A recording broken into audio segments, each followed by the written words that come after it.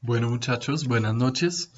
Como lo hablamos esta mañana, aquí les traigo el video para las simulaciones estocásticas, que van a ser las que vamos a utilizar de ahora en adelante y pues en general vamos a procurar enfocarnos y no tanto en la determinística que veníamos manejando antes. ¿Cuál va a ser la diferencia? Resulta que nosotros, o la razón para hacer esto, resulta que nosotros antes habíamos trabajado simulaciones determinísticas en donde nosotros conocíamos dónde iba a empezar y dónde iba a terminar cada variable y su nivel.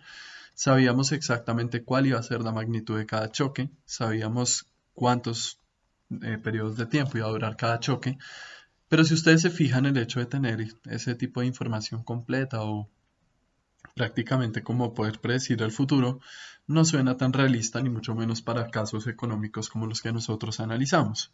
Entonces, para ello, nosotros tendríamos que asignarle una probabilidad de ocurrencia, primero a esos choques, y segundo, también la manera en la que las variables van a responder una vez sucede ese choque en los periodos siguientes.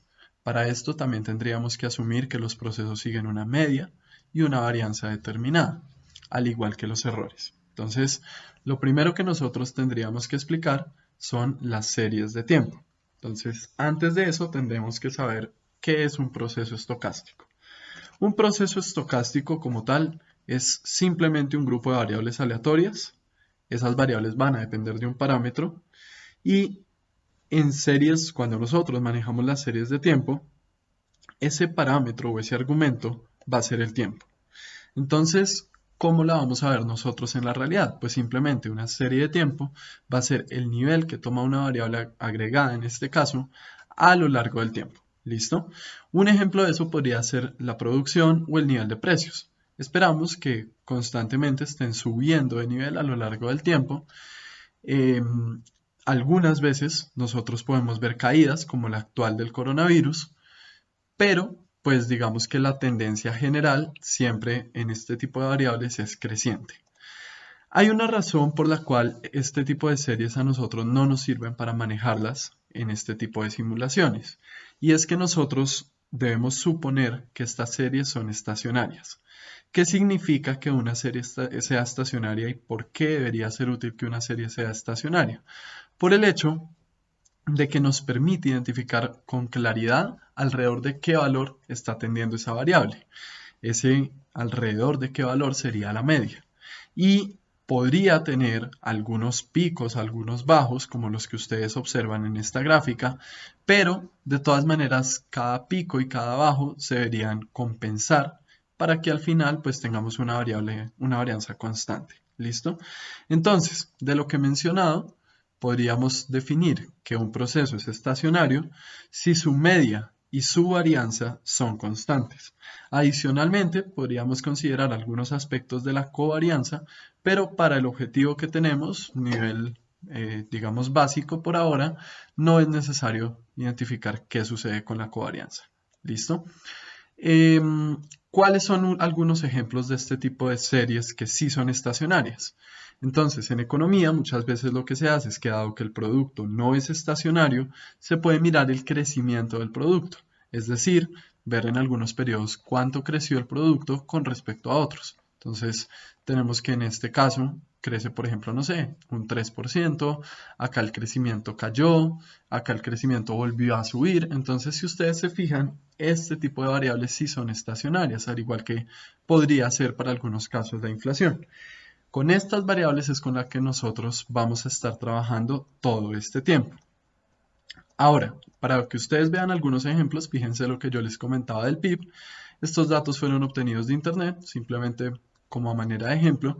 Y acá los rendimientos de las acciones de Gillette. Fíjense que estos retornos son estacionarios, aunque puedan tener algunos picos excesivos que demuestran un riesgo. Lo que nos está diciendo es, tiene una media y los datos van a girar alrededor de esa media, que es lo que a nosotros, para nuestro ejemplo, nos interesa.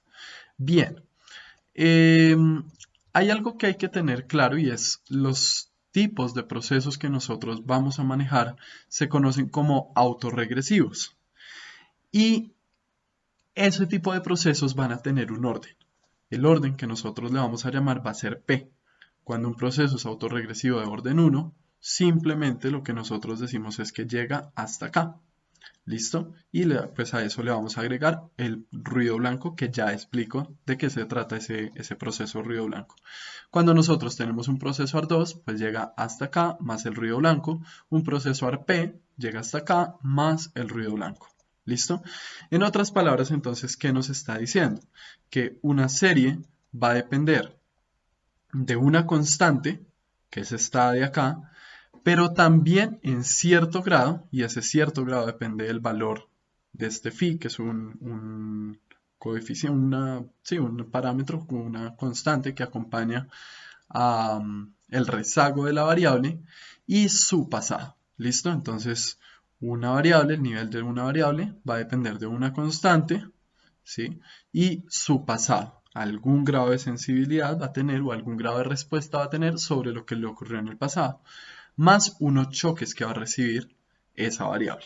¿Listo? Esos choques pueden llegar en cualquier momento, pueden ser hoy, pueden ser mañana, pero lo que vamos a asumir en términos generales es que los choques positivos se deberían contrarrestar con los negativos. En otras palabras, cuando nosotros nos referimos a un proceso ruido blanco, lo que estamos esperando es que el valor esperado de esa variable sea de cero, precisamente porque se compensan, ¿sí? No esperamos perturbaciones en términos generales. Claramente, un proceso ruido blanco debe ser estacionario, media cero, la varianza debería ser constante siempre,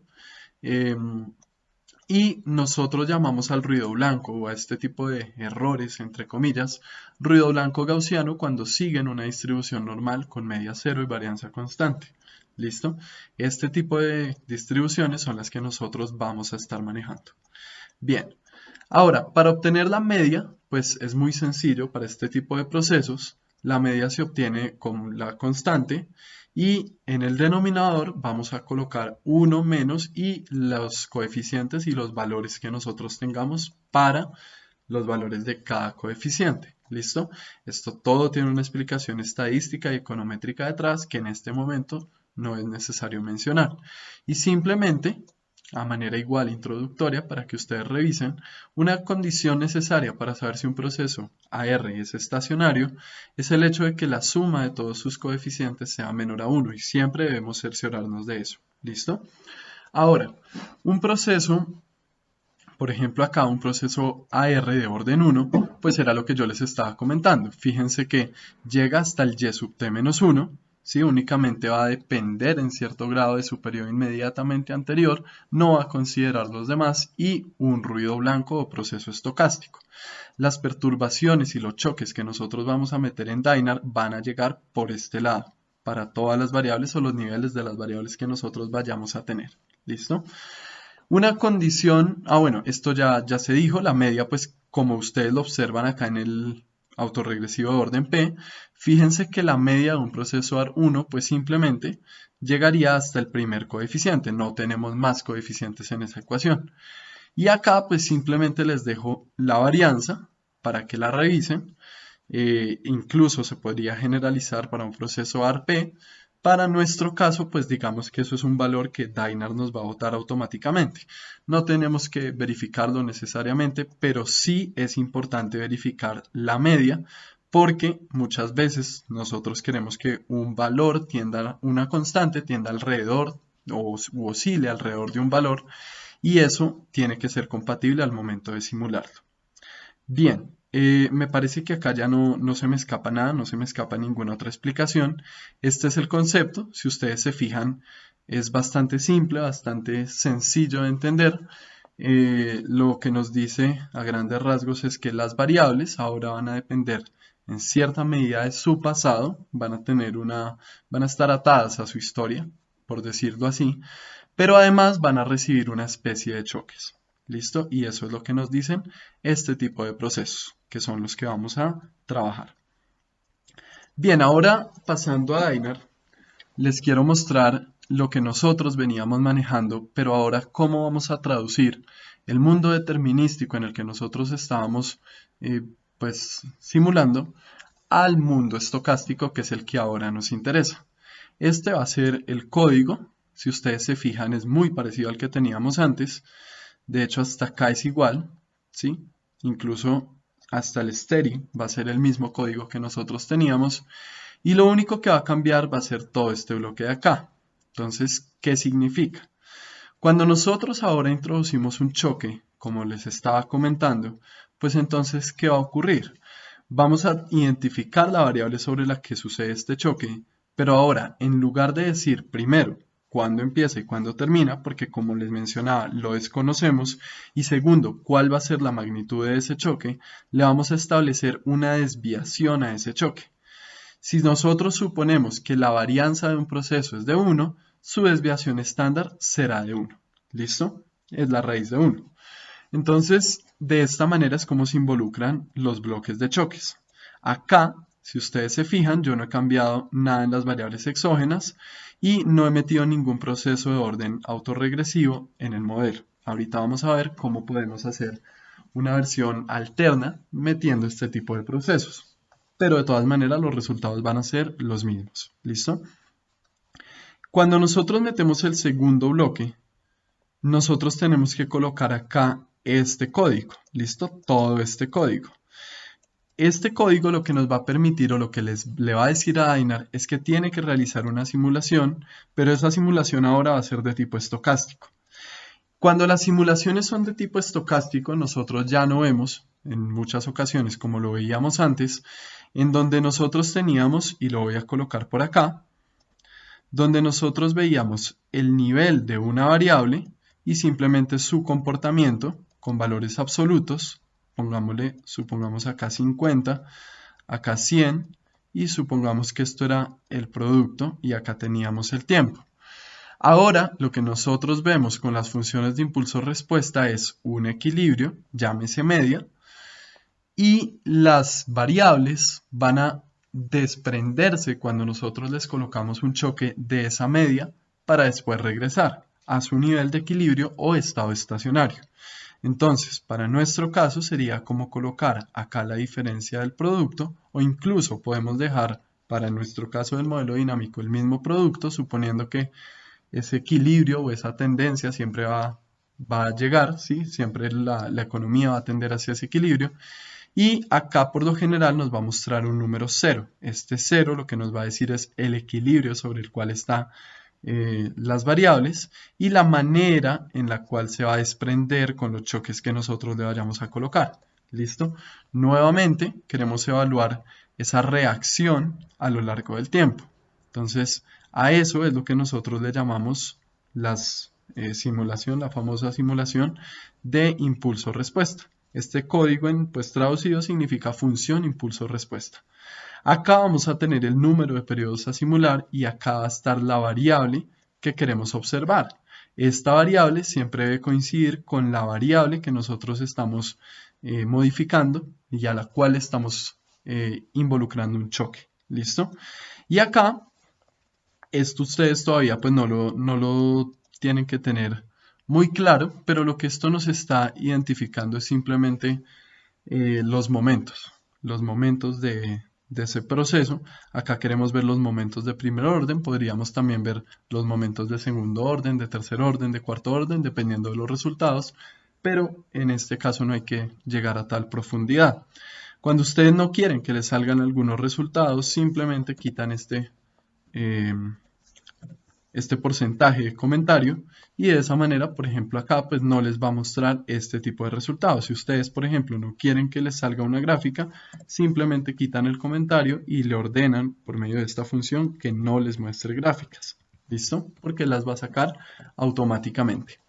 Bien. De esta manera, ya cuando nosotros corremos el modelo, les voy a mostrar. Una vez que nosotros corremos el modelo, el primero nos va a mostrar unas gráficas que de por sí ya están en forma matricial, con la diferencia de que simplemente no incluye los títulos que nosotros le estábamos involucrando antes. ¿Listo? En este caso, fíjense lo que les decía, acá nosotros vemos el 0, el 0, el 0 y el 0, que lo que nos está indicando es el equilibrio de cada variable, más no su nivel. Y como un choque, en este caso un choque negativo de oferta, viene a afectar todas estas variables, aumentando, por ejemplo, la inflación por encima de su equilibrio, disminuyendo la producción por debajo de su equilibrio, y así para todas las variables. Entonces, esa va a ser la manera en la que la tendremos que interpretar de ahora en adelante. Pero esta no es la única utilidad que tiene este tipo de funciones y este tipo de simulaciones estocásticas. Además de eso, a nosotros el programa nos va a arrojar una serie de resultados que van a ser muy importantes, aparte de simplemente los valores de equilibrio. Dentro de esos está la matriz de covarianzas, que nos permite identificar si verdaderamente el choque que nosotros involucramos está donde queríamos. En este caso, el choque que yo estoy introduciendo era de oferta, y fíjense que acá es el único que me está señalando esta matriz. De resto, todo debería ser una matriz de ceros. ¿Listo?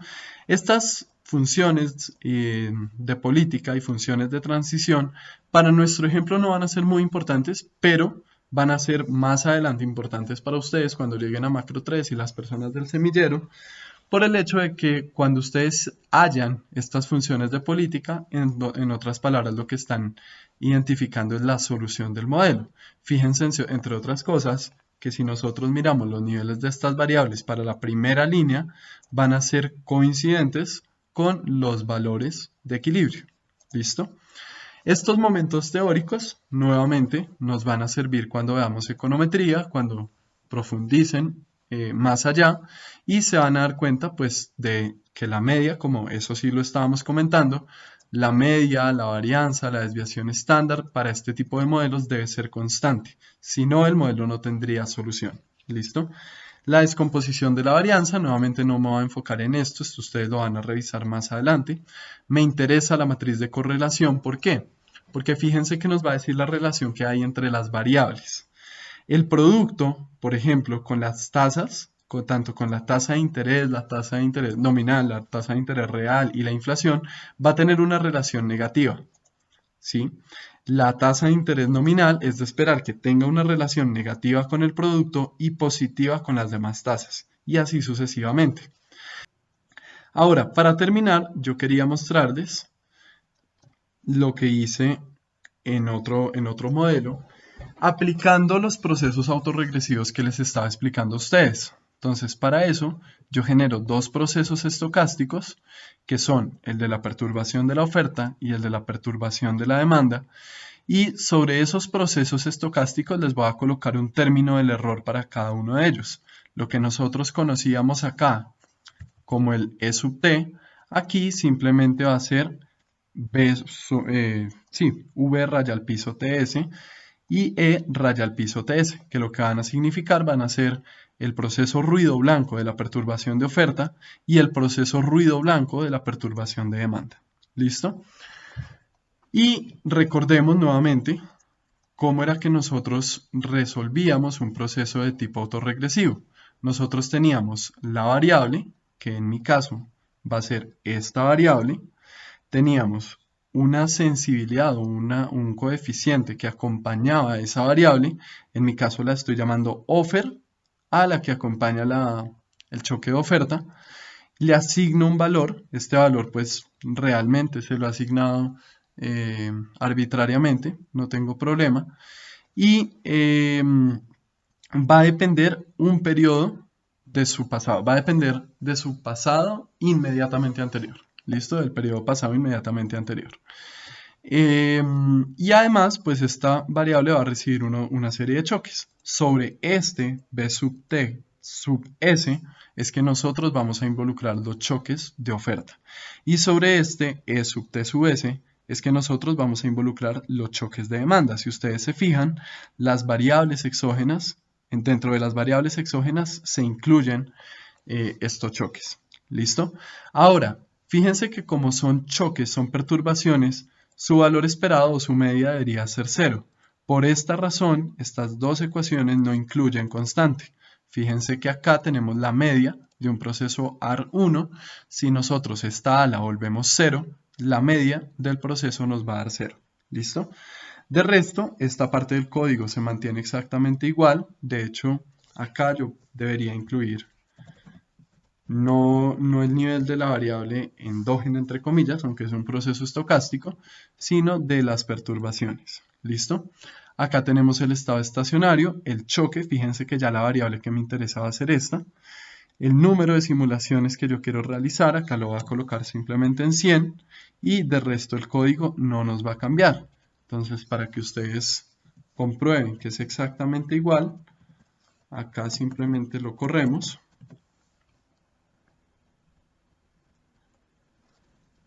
Y fíjense la manera en la que él nos va a mostrar estos choques.